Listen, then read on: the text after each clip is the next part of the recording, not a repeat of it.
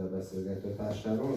Gunnar Garfors 1975-ben született, Norvégiában, Nyugat-Norvégiában, és immár a harmadik körénél tart, olyan értelemben, hogy kétszer már járt a világ összes országában, és most egy újabb könyv közlít egyébként anyagot, amelyben az egyenlítő környéki országokról fog írni. Ebben a könyvben, ami most megjelent, ebben a világ legkevésbé, vagy legritkábban látogatott 20 országáról ír.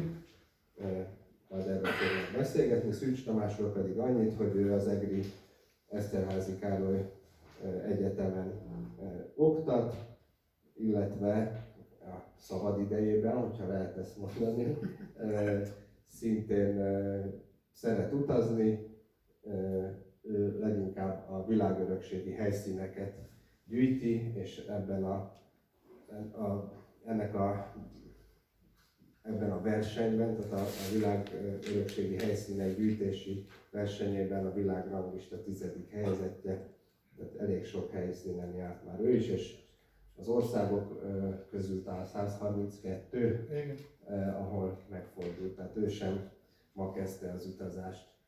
Akkor nagy szeretettel üdvözlök még egyszer mindenkit, és kellemes beszélgetés. Lesz majd természetesen lehetőség kérdezni személyesen is, mert utána beszélgetni is. Köszönöm szépen.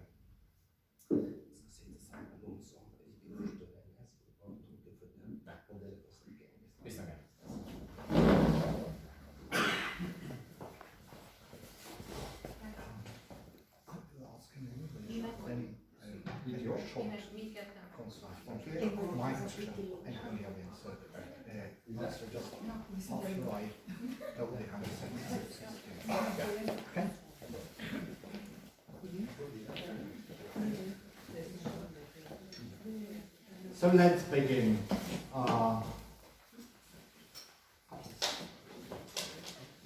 Astonished by the book, really.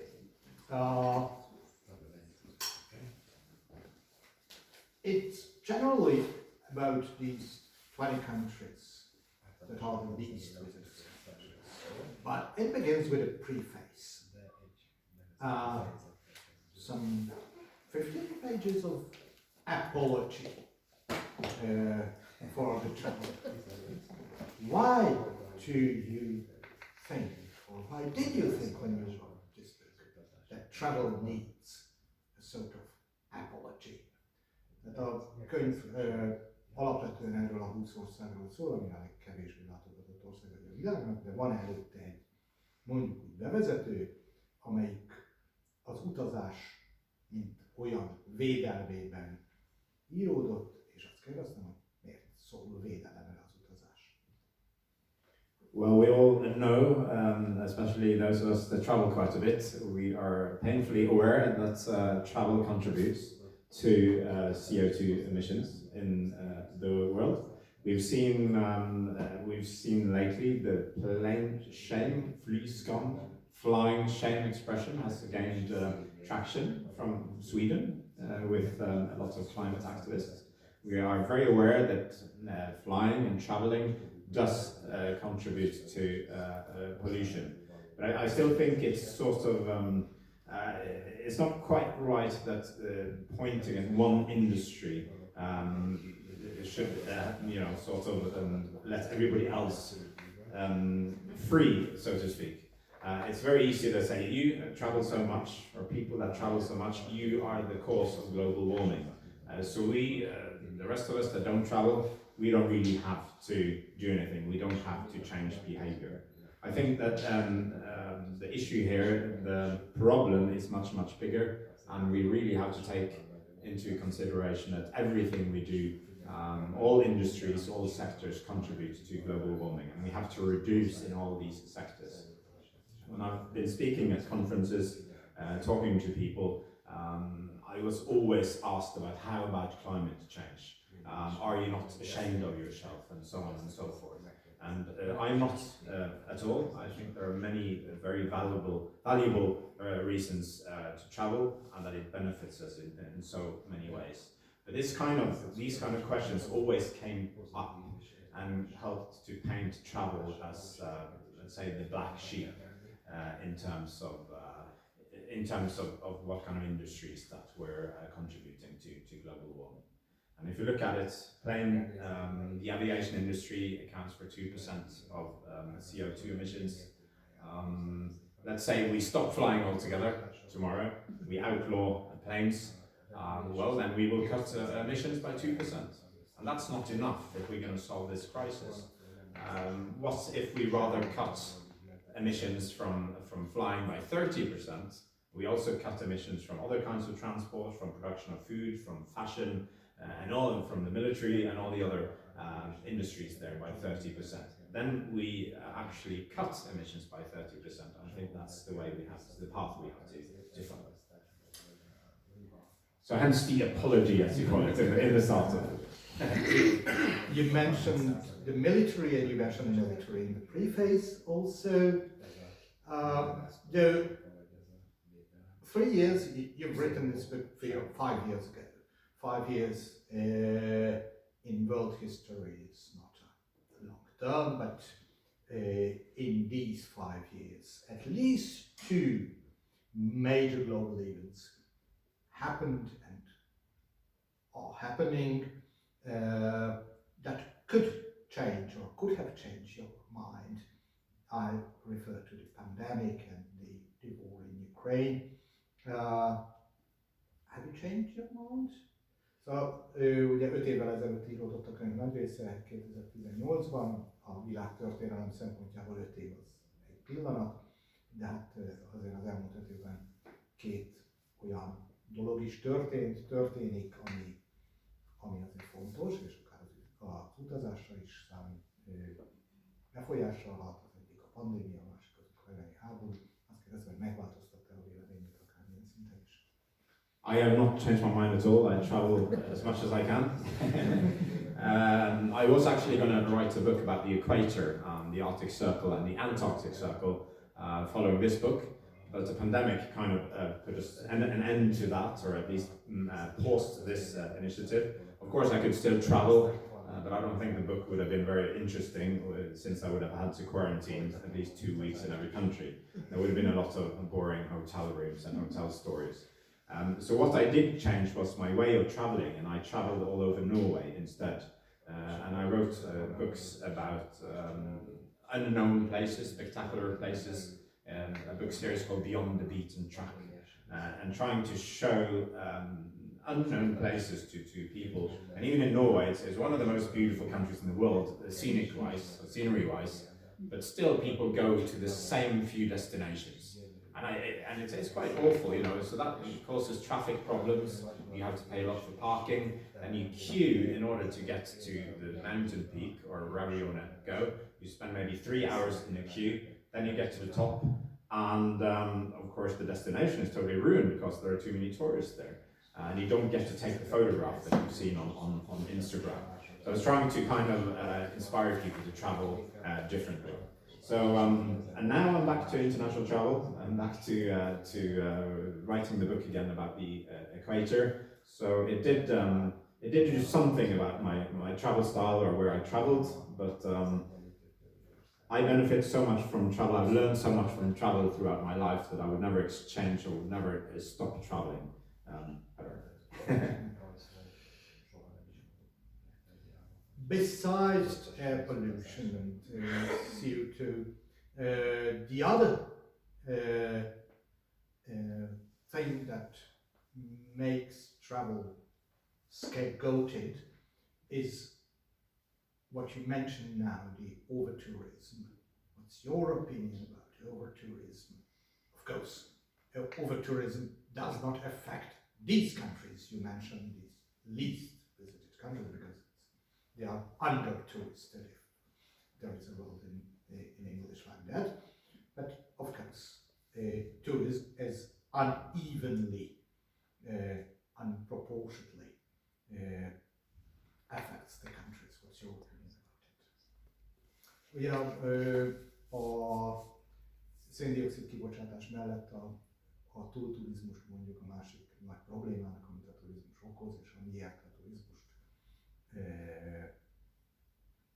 szégyenpadra szokták állítani, kérdeztem, hogy mi a véleménye. Nyilvánvalóan ez nem ez a könyvhöz kapcsolódik, hiszen hát nem ez a 20 ország produkálja a túlturizmust, ezekben alulturistásodtak, ha van ilyen szó, nincs.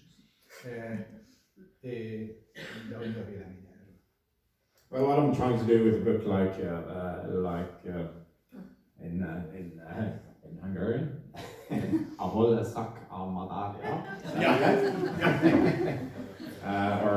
it's actually funny to say the title first. In Norwegian, it's actually called Nowhere, this book. And then in English, it's coming out in English in September, it's called Elsewhere. But I really love the title of this book, Where Only Birds Go. So I'm a little bit annoyed with Bence, the translator, for coming up with such a beautiful title. But it says quite a lot about the content of the book. I'm writing, as you say, about the least visited countries, places where almost no people go. I don't think this book will make many more people travel to these countries, but what I hope to maybe accomplish is to maybe inspire people to travel a little bit differently. And maybe we can lower the problems of mass tourism if more people spread out and travel elsewhere.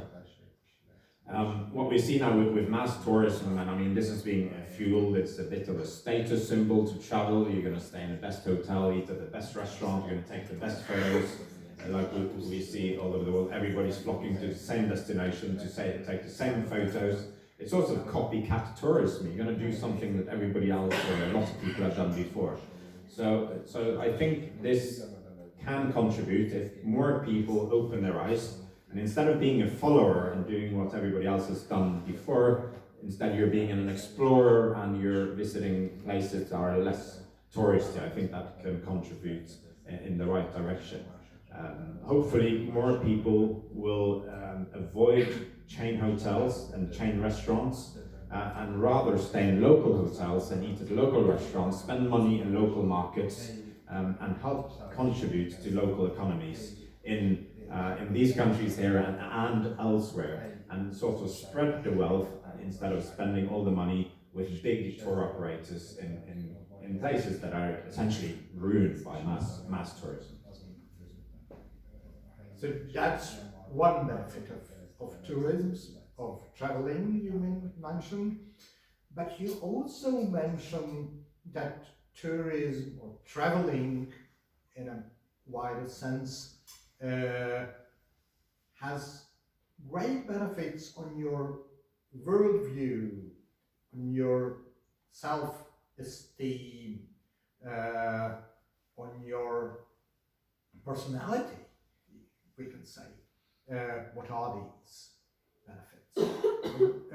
Egyrésztről, ugye, amit most itt elmondott, az is egy haszna az utazásnak, de azért a könyvben többször előfordul az, hogy milyen egyéb hasznai vannak, akár az ember személyes élete, magalátása, önértékelése szempontjából az utazásnak. Well, I've learned more from travel than anything else. I was once approached by a 17-year-old girl. She wanted to travel. She asked if she could have a coffee with me, and I invited her to come to work. I used to work for Norwegian Broadcasting Corporation in Oslo, because she read something I said in a newspaper article where I said that, well, travel is the best education in the world. And she came there and she was totally agreeing with me and said, well, you know, I'm finishing high school now, and I'm going to do like you said, and I'm just going to travel the rest of my life, and I'm never going to do any schooling. And I said, well, that's not exactly what I meant. Maybe you should also have an education as well. But it really opens up your mind. It teaches you a lot about other cultures, about other countries, other people. It teaches you about backgrounds of people in countries different than your own. It helps build bridges. It lowers conflict levels and it gives you more friends.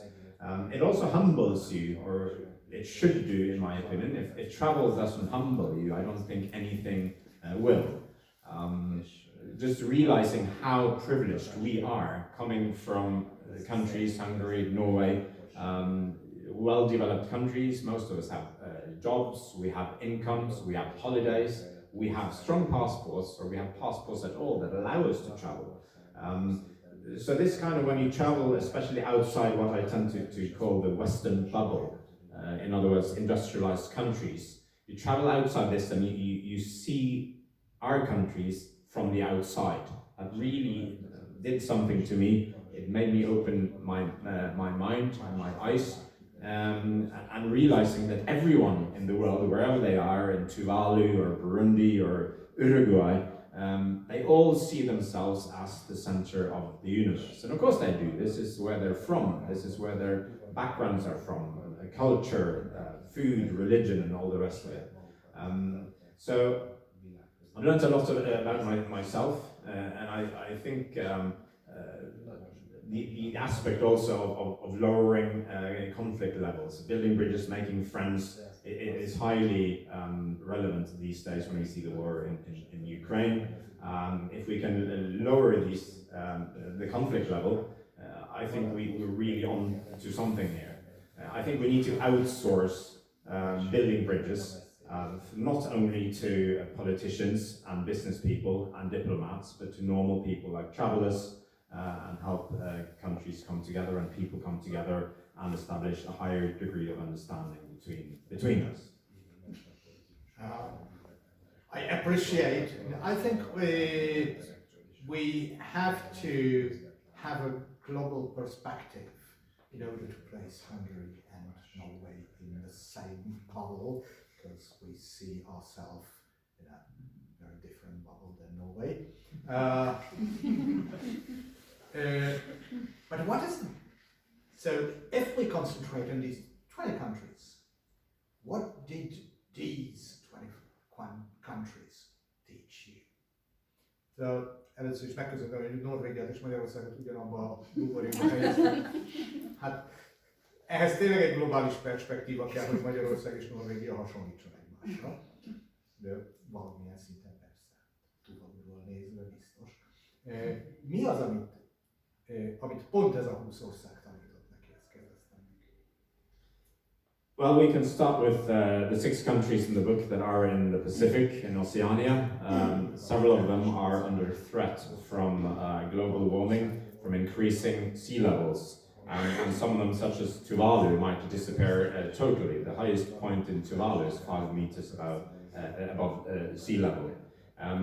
For instance, in Marshall Islands, one of the other countries in Oceania, that's also part of this book, I met an older gentleman around 75 years of age, and we got talking in a bar, and he's asking me, so where are you from? And I say, Norway. And he says, huh, nowhere? And I said, well, it's pretty much the same thing, but it's Norway, it's in Europe, it's a country in Europe. And that really made him angry, because he hadn't heard about Norway, he knew everything he knew about Europe, and he also knew that, Western countries, the Western bubble, these countries are responsible for 98% of pollution in the world. So he turned around and he stood up and he was going to beat me up, and he said, it's your fault, we're sinking. In his mind, the land is going down instead of the water going up. And he was really, trying to throw punches at me. And I managed to calm him down. We sat down, had a good discussion, and eventually I made him realize that it wasn't my fault alone, even though I certainly was a representative from Europe, that his country was under threat from increasing sea levels. And then in the end, I bought him a beer, and that made him quite happy. So of course, traveling to these countries and seeing that, wow, their livelihoods, their homes, everything is under threat. They might disappear in a matter of years. That really was something that opened my eyes. Of course, we see this on television, we read about it in newspapers, but actually being there and meeting these people, the locals, that's their home. And you can say Tuvalu and Kiribati, they've bought some land in Fiji in case the countries are going to disappear. But nobody really wants to move. I mean, they would then be leaving their homes. Yes, they might have some land elsewhere, but that's not home. You know, they want to be in the center of their universe. Other things, for instance, in Afghanistan, and since I've been there, since I was there the last time, we've seen Taliban has taken over, and the effect on the people is really negative, especially on women. And we see the education has been cut for a lot of well, for pretty much every female in the country, which is a tremendous problem. I mean, we're already talking about a country where the differences between men and women are huge. Women are being discriminated against, and have been discriminated against for years and years, and suddenly it's even worse. A lot of that is because of the lack of education. Women are not taught in school well, they are not even taught they have the similar rights or should have the same rights as men. So I think this essentially is a problem about lack of education. So I think you have two examples. I mean, I can go through all the countries, but then we'll be sitting here all evening. I would sit when you hear all evening, because you really have interesting stories in the book. But what I'm curious about, and especially concerning Afghanistan, you met there some people and you write about them. Do you know what's happened to them after the Taliban take over? Ugye Afganisztánról is ír, és ott kimondottan baráti viszonyba került emberekkel, azt kérdeztem, hogy tudja, hogy mi történt ezekkel az emberekkel a tálib hatalom átvétel óta. Well, I can start first with a little story about the first time I visited Afghanistan a few years ago. And what we know about Afghanistan, most people don't know much, but what we've heard is it typically involves bombs and guns and violence. So I figured, okay, I'm going to travel to Afghanistan, let me call my mother. So I say, hey mom, what's up? How's everything? What's the weather like? And so on. And I say, by the way, so tomorrow I'm going to go on holiday to Afghanistan. I said, okay. I said, Mom, aren't you supposed to be a little bit worried? Gunnar, I've got 6 other siblings, she said. So that kind of puts me in place, you know, that's my mom for you. When I traveled to Afghanistan, I met a lot of interesting people. One of them mentioned in the story, his name is Bilal. He's a journalist there. And after Taliban took over, he was at risk of being imprisoned or killed. So he managed to leave the country relatively soon. He's now in exile in Canada.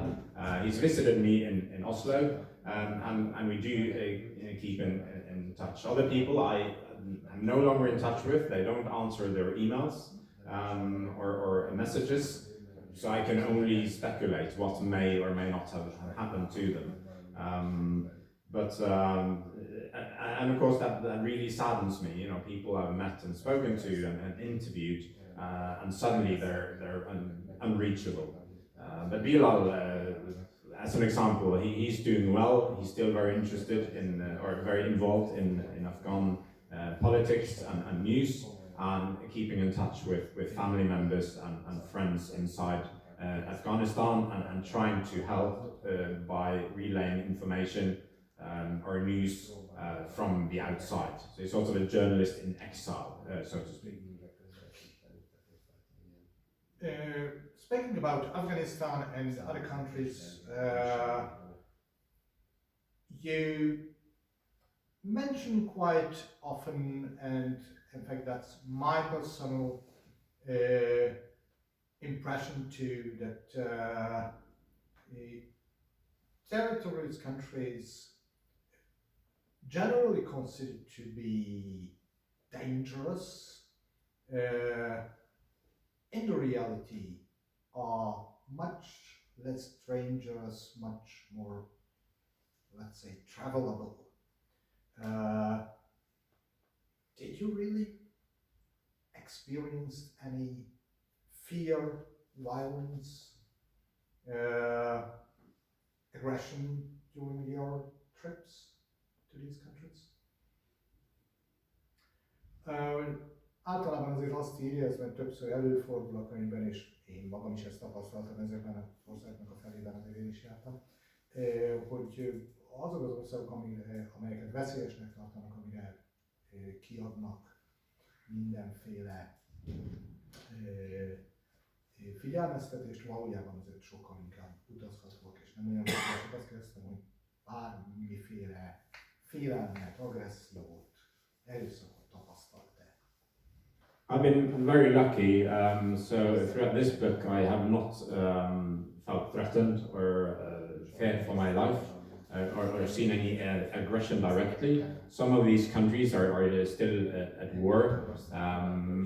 For instance, we see Yemen, we see Afghanistan, we see Libya. There are existing conflicts. So you kind of feel it, and you kind of feel the atmosphere. You see military posts everywhere. You see big guns being held by checkpoints and all the rest of the tanks rolling down the streets.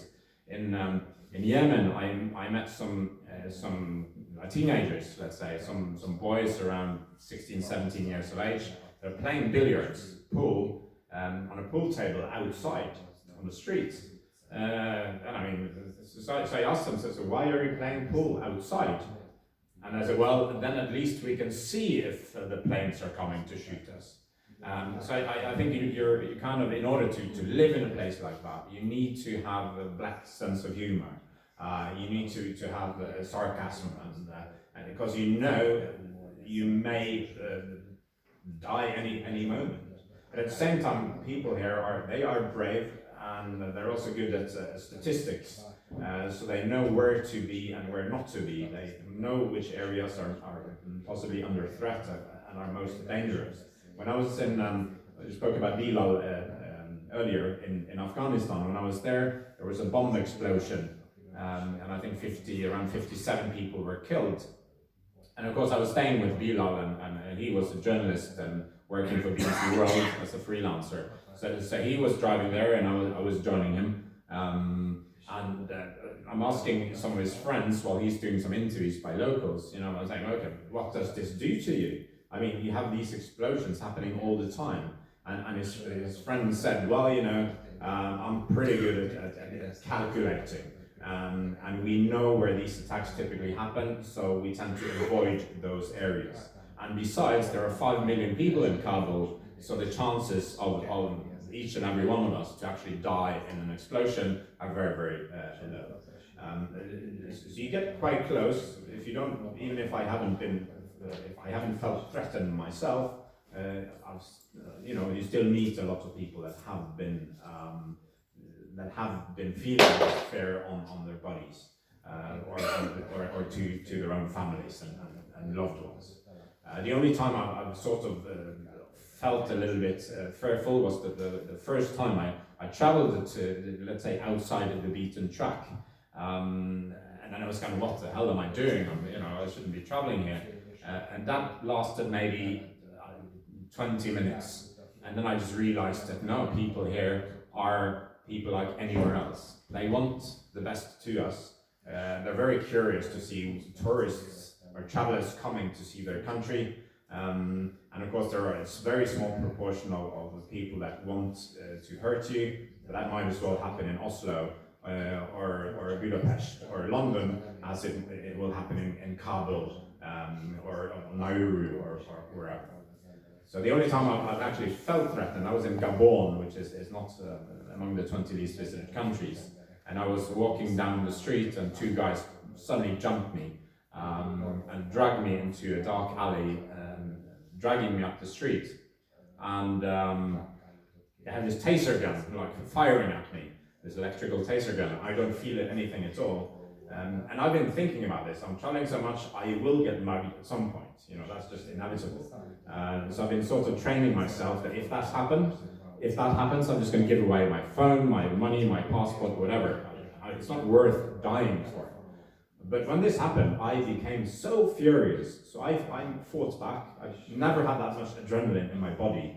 And I somehow managed to get back up on my feet and drag these 2 people 10, 12 meters back into the lit street. And then they ran away. And my shirt was torn, They managed to take my phone, but my passport, my money, my wallet was all there. So even, you know, I trained on this situation, but when it happened, I did not adhere to my own rules. I just became so furious. I actually fought back, which was very, very foolish. If I'd had a real gun or a knife, I would not have been here today. So after that, it was around midnight, I said, okay, whoa, bloody hell, I need a beer. So I found a bar, but I mean, my shirt was torn, you know, I was kind of holding it together. So the bouncer is like, well, you're not going to get in here looking like that. And I said, come on, man, I was just mugged, I really need a beer. And he's like, well, you can have one beer, and then you go to your hotel and you change, and you can come back.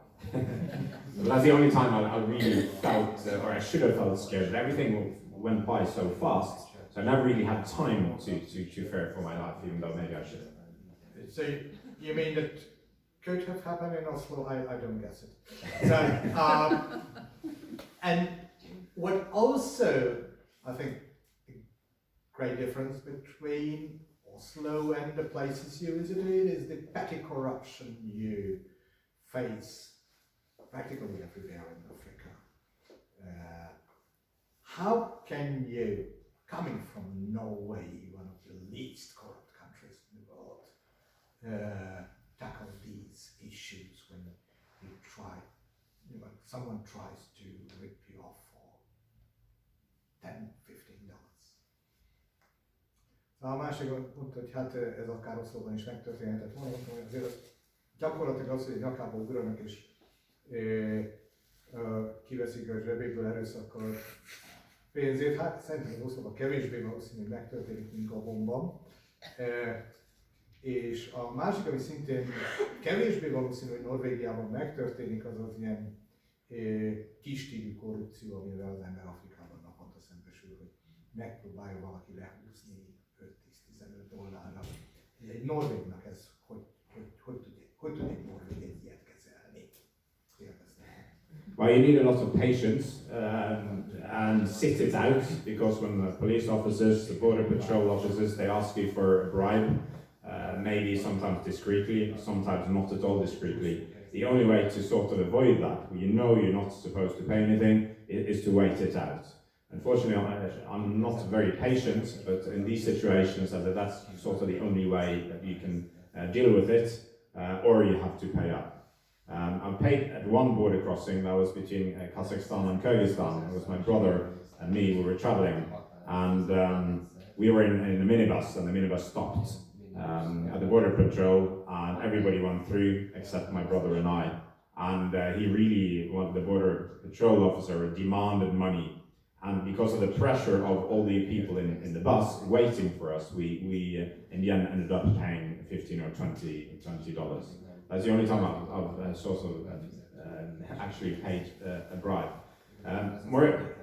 Unfortunately, you also see bribes elsewhere. You can see money coming in through international organizations or to governments, money that are supposed to be used for clean water, for instance, or food. And you kind of see that a lot of politicians or people in power, they manage to take these money somehow and you know, keep them themselves. So one way of sort of trying to get around that is trying to rather spend money locally and make sure the money goes to people in need while you travel.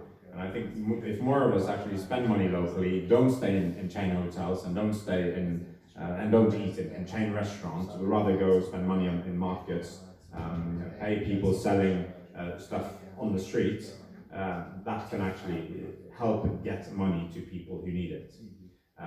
You also have the issue of begging. In some countries, beggars are controlled by criminal syndicates. So even if you give money to someone who looks like a beggar, or is a beggar in many cases, the money will actually end up with criminal, let's say, masterminds in the background. This is quite common, especially in India, parts of China, and elsewhere in Asia. You even see that that women, they have kids with them while begging, and the criminal gang leaders, they see that, oh no, she only made $5, for instance, yesterday. That's not enough money. She needs to make at least $10 a day. So how are we going to generate more sympathy? Well, let's just break a leg of the kid, or stab an eye out of the kid, for instance. So this is something I don't really support, is giving money to beggars. I rather prefer to supply money to local organizations that actually know who are in need of money and who is not. So I think, I don't know, working with organizations underground is one way of making sure the money will actually get where it should go. Another way is to spend money locally. We see some places also you have very poor people. They don't want to beg because that would sort of ruin their self-esteem totally. But they're sort of begging light in a way. They are selling maybe chewing gum on the street. They're selling cigarettes. It's all about very small money, but they are actually selling something. So you see, this is one way that more and more people are making a living, some sort of begging, but at least they are taking part in society through selling for instance, cigarettes or chewing gum. So you traveled the world twice. How did it change your view on your home country, and how can it change one's, let's say, our views on Hungary if we travel quite a lot? Elég sok kétszer körbeutazta a világot, hogyan változott meg a véleménye Norvégiáról, és megváltozhat a véleményünk Magyarországról, ha elég sokat utazunk. Well, I realized how privileged we are, and being able to travel at all is something we take for granted. Whether we travel on a cruise holiday or whether we travel independently, we have the money, we have the time off, we have the passports, we can actually travel. We in Norway have the money. A lot of oil and salmon in Norway. But then you meet so many people, and you see sort of one way to show your status or to elevate your status is through travel and through use of, for instance, social media. It's about showing off what you're doing in other countries. Maybe you're invited to a wedding, you're eating dinner in a fancy restaurant, you're going on a mountain hike. Some people are taking you to the beach. I mean, locals are taking you to the beach. And we're sort of bragging about it and getting thumbs up and likes on social media. What we typically don't think about is that all of these fantastic people who are taking us here, taking us there, doing stuff with us, inviting us, doing this and that, most of them will never be able to travel outside their home country, ever. And it took me quite a few years of traveling myself until I realized this. There was a guy in Costa Rica, of all places, and he was asking me about travel stories, and I was talking to him, and suddenly he said, I love your stories, but you know what? I really wish that one day I will also be able to travel abroad and see these places, see amazing things, and experience incredible activities on my own. And it sort of hit me. I never thought about that before, because I was too busy just traveling and being an individualist and doing my stuff and taking advantage of this extreme privilege that I have being Norwegian.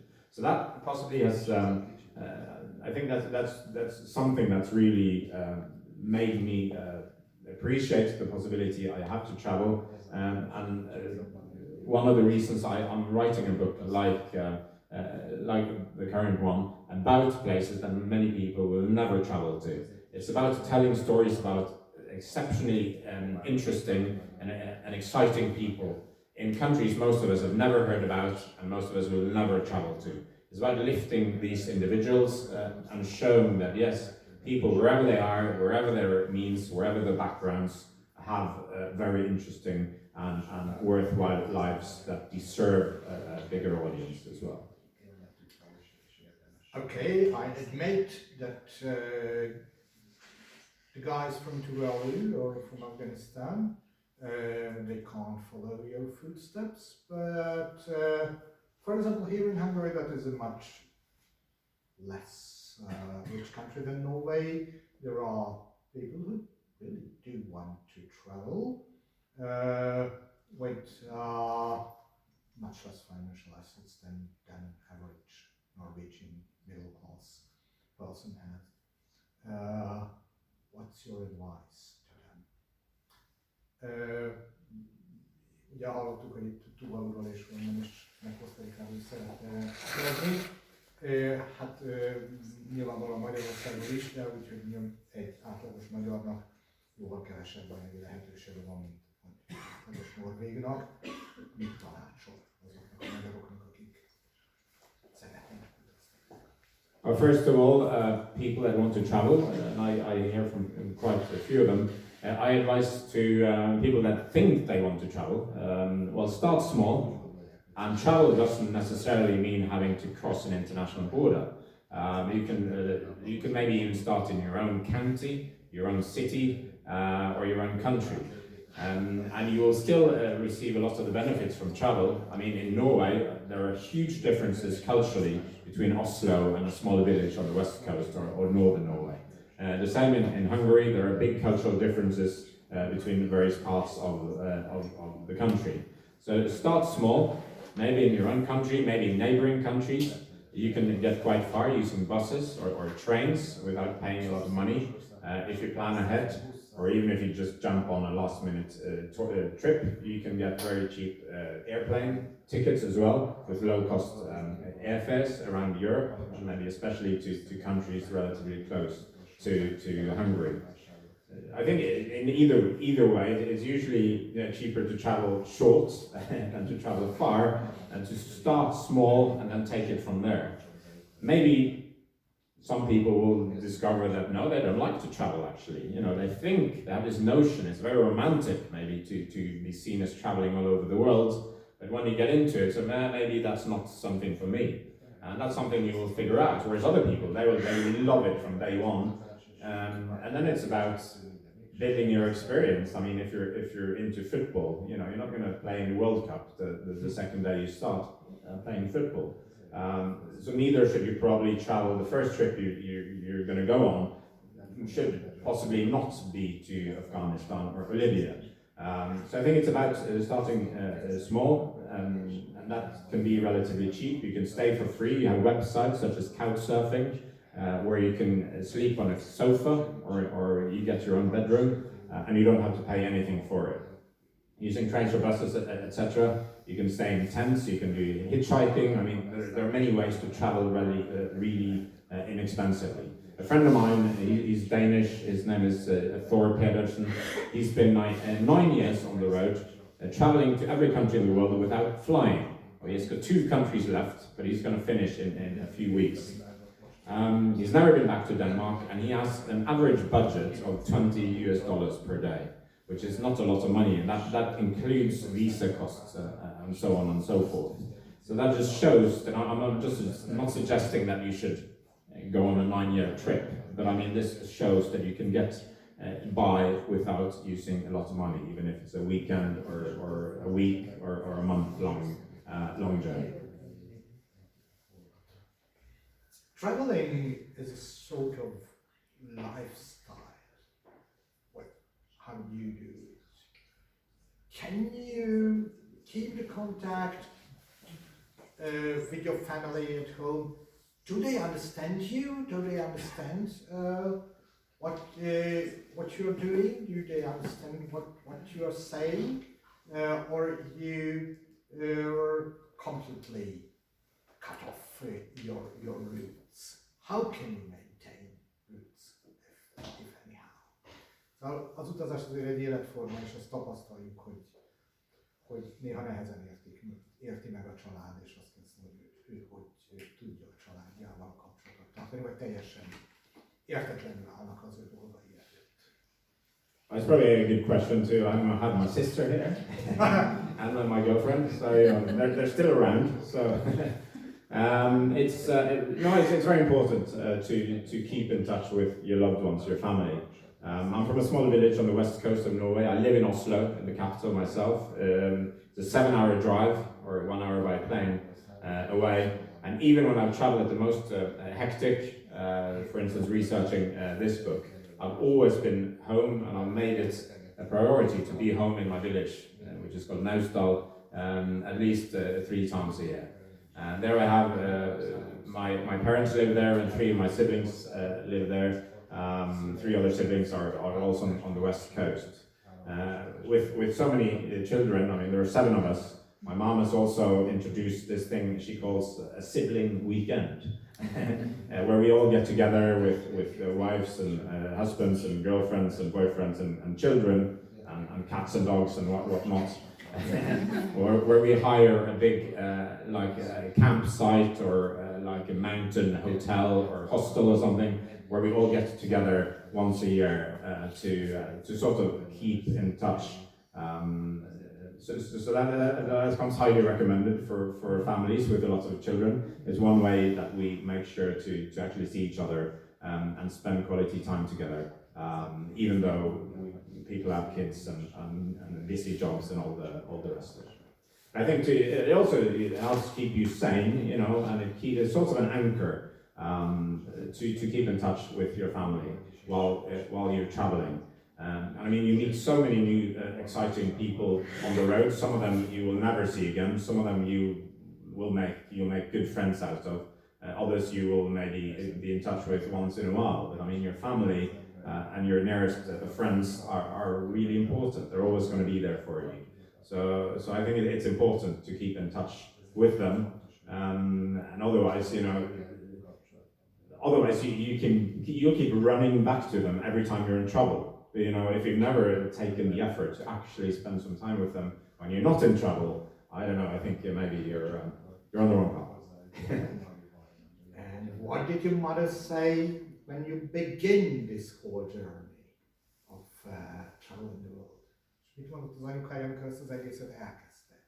Did you understand, or did she understand you, or did she try to discourage you? Megpróbált támogatta, vagy megpróbálta lebeszélni? Well, she know how stubborn I am, so she did not see a point of trying to talk me out of it. Sometimes she asked me sort of why are you traveling to all these crazy countries, but she eventually she got it, and she knows that when I set a goal, I will do everything I can to actually follow it. After the first time I've been to all the countries in the world, 198 countries, I celebrated with friends and family in Cape Verde, the westernmost country of Africa, an island nation south of the Canary Islands. And my mom did not make it, but Tor, my sister, who's here, she had a note or a speech from my mom, and it was very heartwarming. This was in 2013, and she said, "Congratulations, Gunnar, on reaching your plan of visiting every country in the world. Very proud of you, but I really hope that we can see more of you the next few years and not have to share you with the rest of the world." That was very heartwarming from my mom.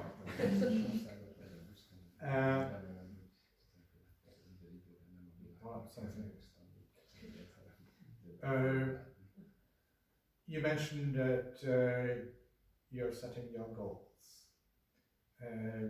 Maybe the audience doesn't know, but you've set some goals and you made, I apologize, but I should say crazy records. Why? So, of course, except for getting in the headline of the travel magazines with them. Kitűzött magának elég célokat, és néhány kimondottan őrült rekordot is tart. Ez a egy nap alatt 3 országba lehet járni, őt 4 nap alatt 19 országot járt, meg egy nap alatt lejárni a kontinens. Azon túl, hogy az utazási magazinoknak a címoldalára került ezzel, azon túl mi értelme volt ezeknek? Yeah, well, I think you're referring to some world records that you rightly are calling crazy. I typically call them idiotic myself.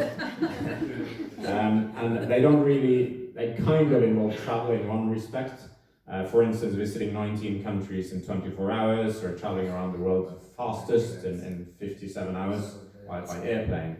Of course, it involves moving geographically. But it has really almost nothing to do about travel. It has to do about logistics. And it's about doing something the fastest. And I typically say that in love and war and world record attempts, everything is allowed. But I would never say that visiting 19 countries in 24 hours, I would never say I've actually been there to these countries. Of course, for the case of, for the sake of a world record, but I've been to all of these countries before and after. On average, I've spent a week in every country. I've stayed overnight in every country in the world, including the only one without a hotel, which is the Vatican. So there I had to sleep on the street, and I became quite good friends with the Swiss guards. So to me, so these idiotic world records, whatever, I think there are 10 of them, are fun. And there's something I've done with good friends. It really gives you a kick of adrenaline, and you know you've done something nobody else has managed to do before, or maybe faster than anybody else has done it. But it's logistics. It's not to travel. Maybe this can inspire people to set a goal. It can be something totally different and actually manage to achieve it. But it's not really travel. And as a last question, we've heard that you're writing a book now on the equator. This is your next goal, but do you plan to go around the world for a third time too, or two was enough? 2 is never enough, as we all know. Well, I'm actually halfway there for the third time. I visited 99 countries out of 198 at least 3 times. That's more of a coincidence. Right now I'm focusing on the book about the equator. I don't have the money to travel to the countries for a third time. If there are any sponsors here, please get in touch and we can talk about it. Jokes aside, I really love to travel. It's so valuable to me. I'm never going to stop traveling. Whether I will go back to each and every country for a third time, that's not a goal of mine, but it might happen. We will see. Do you have a normal job also? Well, you can call me, I suppose I'm a professional traveler or globetrotter. I make my living from writing books, from doing presentations, and also some travel-related podcasts and such. And I've done this, I mean, I used to have my work with Norwegian Broadcasting, as I said earlier. I quit that job in January 2021. So now for 2.5 years, I've managed to... When you were absolutely not allowed to travel. Well, you know, that's when I travelled. Exactly, it was a bad timing in that respect. But yeah, I wrote the books about Norway, Beyond the Beaten Track, Norway. So I managed to travel domestically, let's say. But right now, this is how I'm making a living, and I've managed for over 2 years, and hopefully I'll be able to do that also in the future. Thank you very much. I think we are open for questions, if there are. Thank you. Szóval, hogyha vannak kérdések, akkor akár magyarul, angolul, norvégul, hát a norvégban én nem tudom segíteni, de ő érti. Kérdés, egyedül utazik-e? Are you traveling alone always? Well, it's kind of hard when I ask people if they want to travel with me, and they're like, yes, there's fantastic. So when are we going? Over Easter holiday. Oh, fantastic. Yeah, I'll join you. So where are we going? Are we going to Afghanistan? Oh no, I have to water my plants. So some countries nobody wants to join me to, and I have to travel alone. So I guess looking at all the countries, around half of them, or a little over half, I've travelled to with someone, but quite a few also alone. Luckily, some of my siblings have been quite happy to go to a number of places. My girlfriend is not easily scared either, so not yet at least, but we'll see. We can scare her. További kérdések? Vagyunk angolul, norvégül. Mennyi időt tölt el átlagosan egy országban? How much time do you spend in a country as an average? Well, I'm averaging, I think I've been 1 week on average in each of the country. I mean, I'm not counting the time I've actually lived in countries. I've lived in 6 countries, but if you divide the travel time, with the exception of the countries I've lived in, it's around a week in each country. But I mean, and that's the problem.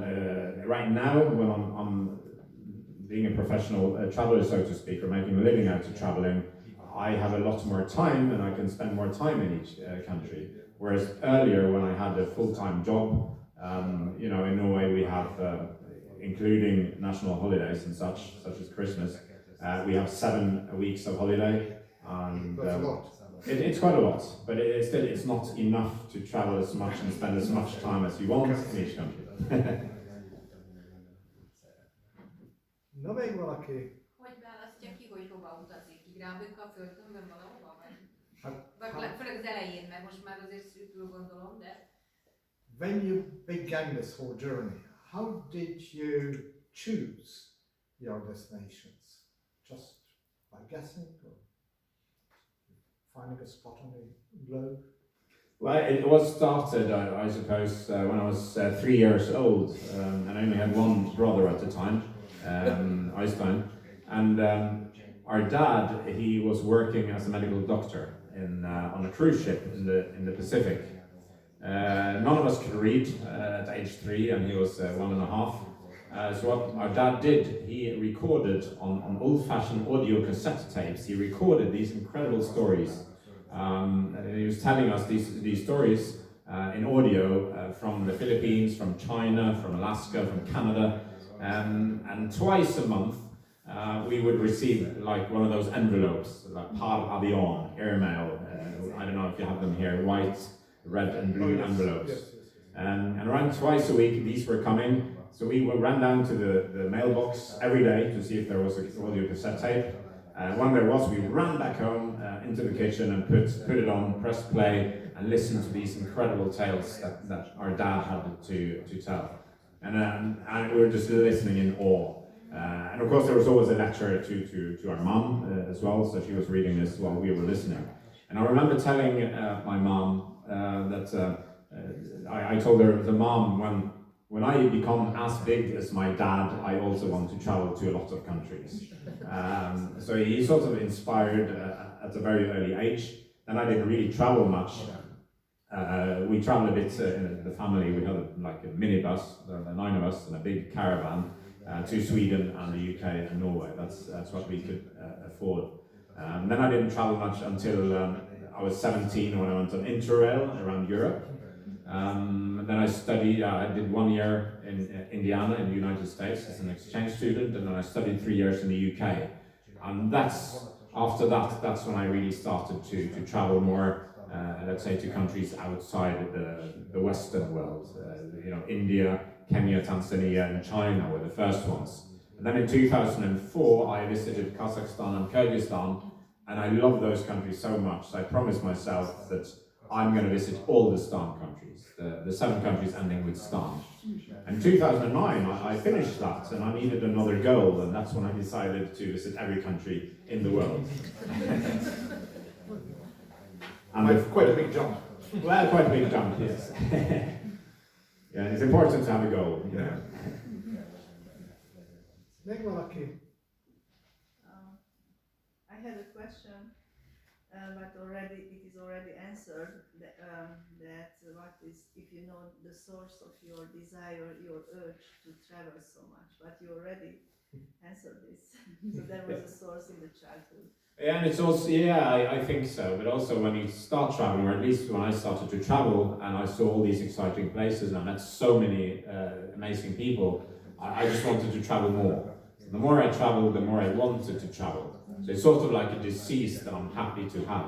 because I spent all my money on travel, which of course has meant that I didn't have that much money to nice clothing, as you can see, or nice things on my walls at home, or cars, or anything like that. So I had to prioritize. Another inspiration to me was books. So I remember when I was a kid, we had a library in my village, and I went down there and I filled one bag or two bags with books and just emptied them out on the floor back home and started reading one book after the other. And especially books about other countries, other cultures really inspired me, and I just said, wow, I want to see these places on my own. So I think the inspiration has come from many different sources throughout time. And now, yes, I've been to every country, but I mean, I haven't been everywhere. There are so many new places to see. Even on the Norwegian west coast, even in my village or around my village, there are still places I haven't seen. So that's the beauty of traveling as a hobby. You will never run out of places, and even if you would run out of places, which is not possible, I'd say, going back to places you've been before is also incredible. And meeting friends again, and people you've met throughout your travels. Really? You never run out of places? Yeah, okay, yeah, that's okay. So my first book is called How I Ran Out of Countries. But of course, I ran out of countries, but not places.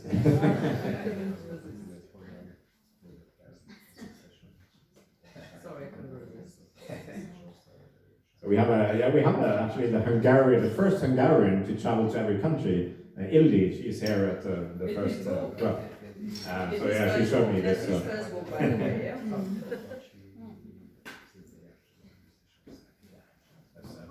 Hogy még ez a belső tárgyalás, mennyi csomaggal szokott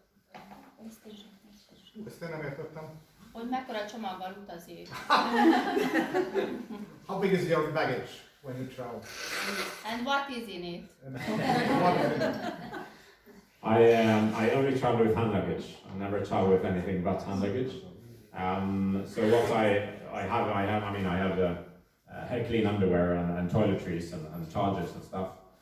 So the reason I can do that and not smell awfully and maintain a certain level of hygiene, I travel with washing powder. So instead of bringing loads of shifts, I rather wash my clothes. And I typically, if I have clothes that are kind of worn and they're not going to last much longer, I take them on a trip and then I throw them away. And then of course, instead, I need something to wear, and then I buy new clothes wherever I go. So that means I can travel lighter, which is also more environmentally friendly. But more importantly, I buy new clothes wherever I go. I support the local economy, which is good in many ways. For myself, I also then get to have wear clothing that most people don't have back home in Norway or in the West. It's not H&M or these brands, but I get to wear more exciting clothing because I buy them on the way. So there's not much in my backpack, and that's quite. And there are many reasons for that as well. It makes me more flexible. It makes me less of a target. I mean, I don't have much that people want to steal anyway. I can easily jump on a motorbike or sit on the back of a motorbike and go somewhere. I don't have a big suitcase I have to carry around that makes me less mobile, etc. Of course, coming from one of the most expensive countries in the world, it might be tempting sometimes to buy a lot of clothes when I travel to a cheaper place. So I guess that's the exception. Sometimes I bring a bag in my backpack and I fill the bag with clothing in another country, and then I check in luggage on the way home. That's happened a few times, but very rare. Hogy alakítottak ki a stílusát az írásnak? Tehát, hogy voltak előképei erre, vagy volt-e valamilyen irány, vagy közben alakult ki? How did you form your style of writing? What did form your style of writing? Well, this book, as I said, it's called Nowhere in Norwegian. it's a really bad book. But Bence, who is the translator, he's made it into an incredibly good book in Hungarian. So I don't know my style. I'm trying to put together some information, some facts, and trying to weave them together with stories from people I meet. So my job is really easy, it's really privileged. It's all about retelling stories from all these amazing people that I meet on the road. So I also try to keep it relatively light and keep a light style, trying to be maybe have some humor thrown in there, try to make it easy to read, let's say. But primarily, it's all about stories I come across. It's other people's stories. If that answers your question. You've been to many places. Are there any favorite places, or that are especially dear to your heart? I get similar questions a lot. So, what's your favorite country? All the rest of it. And it's really impossible to answer because there's so many unique and amazing places in the world. When people ask, they typically want a tip for going on holiday. And if I don't know the person, I don't know you, I don't know your preferences, I don't know if you're asking for a tip. No, but what do you like, or do you have some places that you prefer? Or? I love nature, scenery. I also like to meet people. So good food, restaurants. I like cities, but I also like the countryside. I don't think I have like one thing I can really pinpoint. But I was once asked by an American magazine about my favorite country, and if I could do a list of my top 10 countries. And I said, no, that's impossible. But I can give you 12 countries that I can recommend everybody to travel to. And 12 countries because I said I'll pick out 2 countries from each continent, each inhabited continent in the world. But I told them I'm happy to do that, and I'll give an explanation why these countries are amazing, but you cannot rate them, that is number 1 and this is number 12.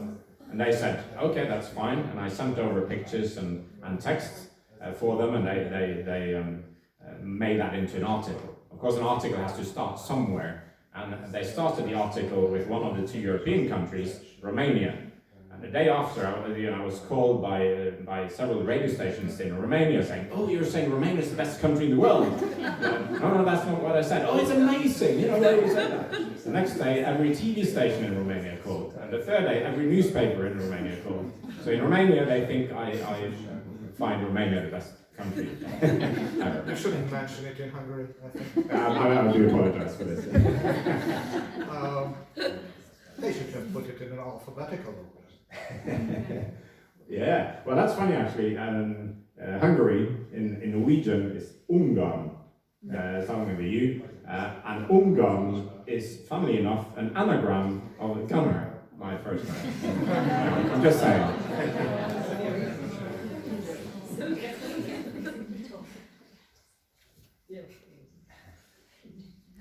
How do you communicate? I guess not everybody in the world speaks English. How many languages can you say hello?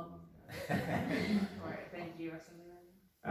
I wish I could. I wish I was much better at languages than I am. I speak relatively decent English and okay Norwegian, and some Spanish and German, tiny bit of Chinese. But I typically use English when I'm on the road, and it's all about then finding someone who can if people don't speak English, about finding someone who can translate. Quite often that someone is a 14-year-old boy or a girl that's been learning English in school. And it's amazing to see that, because suddenly this kid essentially is being elevated as this translator that's making it possible for this strange foreigner to communicate with the village chief or other people in the village. Of course, these discussions, if it's a 13, 14-year-old, can't necessarily be very, very sophisticated, but sophisticated enough that we can actually have a conversation and get to know each other. I also always carry a notepad, a paper notepad in my pocket, to take notes, naturally. But also sometimes, and I was in Iran once, and we were going to try to order at a restaurant. There were no 14-year-old boy or girl that spoke any English. So in the end, in my notepad, I drew a picture of a sheep and a cow and 2 pieces of bread, and that's what we got. So, you know, you always, and also sign language, and I mean, you can even just speak in Hungarian or Norwegian, and if you're, you know, using your hands as well, people will get a certain meaning. The most important thing you can do is probably to smile, because that opens up and it shows you, you know, you're there in peace, so to speak. You're friendly. You want to get in touch. And me being Norwegian, Norway is a bit strange in many ways. When I meet people and we get talking, and then I say, "Oh, where are you from?" "I'm from Norway." "Oh, really? But you're not that arrogant," they say. And you're not that tall. I'm not that tall either. It's really good on flights, you know.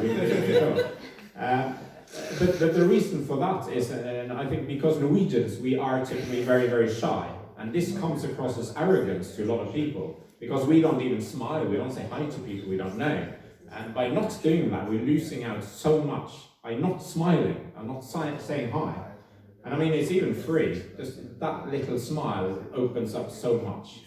So even if you don't speak the language, you will still be able to communicate. But you somehow, somebody has to initiate it. And typically it's so, you know, even I'm quite shy. I've learned to, okay, I'm just going to have to smile. I'm going to ask something stupid, like, "What time is it?" I'm trying not to show I have a watch when I ask what time it is. Or where can I find a nice restaurant, or where can I find a railway station? I mean, it doesn't need to be something you actually want to know, but it's just something, it's just one way of actually getting in touch with people and getting that communication going. And I think a lot of people are traveling with other people from their country or from, let's say, the West, and then end up having a great time, taking a lot of photographs, putting them out on Instagram and getting loads of likes. But what are they doing? They are observing. They're never talking to locals. I mean, they might talk to a waiter or the odd person in a hotel, but essentially they're not talking to any locals. They're observing, they're not participating, and I think this is a big mistake when we travel. In my mind, it should be about learning about a new culture, about learning to know people and making friends. And of course, again, it's a bit scary to say hi to people you don't know, but it really is well worth it. You know, getting away that's you know, shyness, if you like, and actually leaping and talking to some stranger. Well worth it. Which was the country where communication was the most difficult?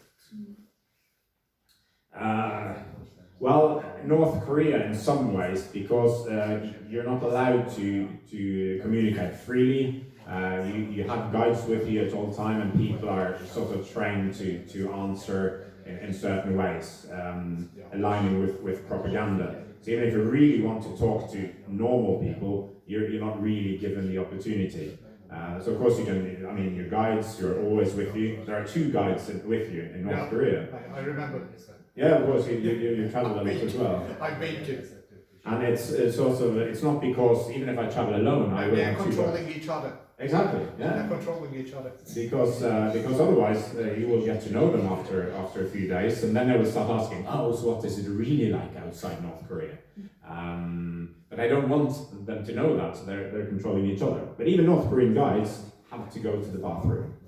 So when one is in the bathroom, the other one will start asking, and they will get some information out of you, but not too much.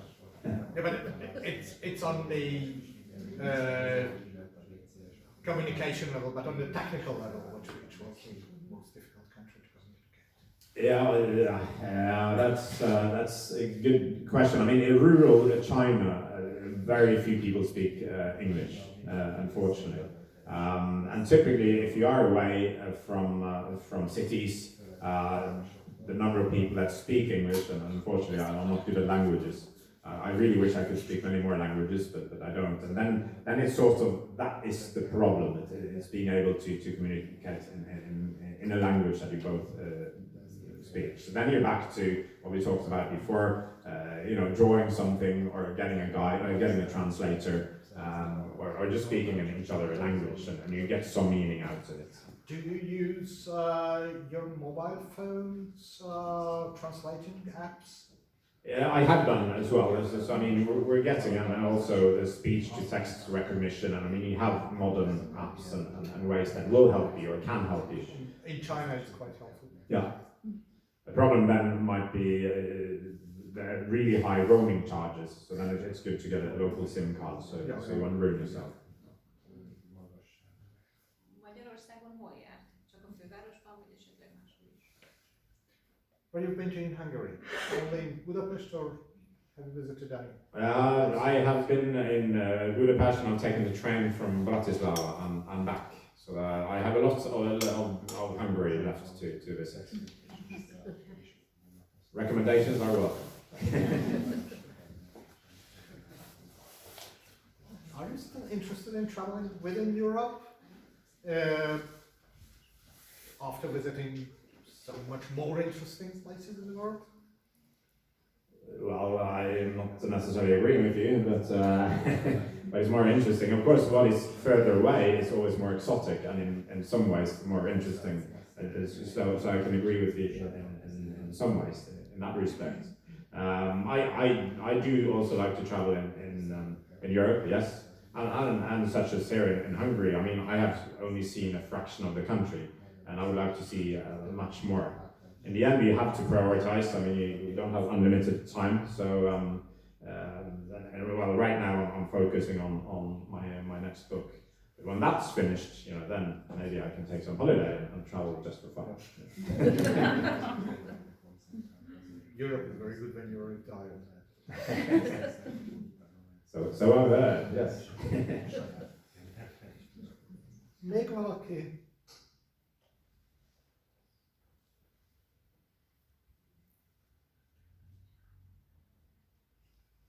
And if you don't dare ask questions now, I mean, feel free to follow me on Instagram or Twitter, or send me an email. I'm happy to.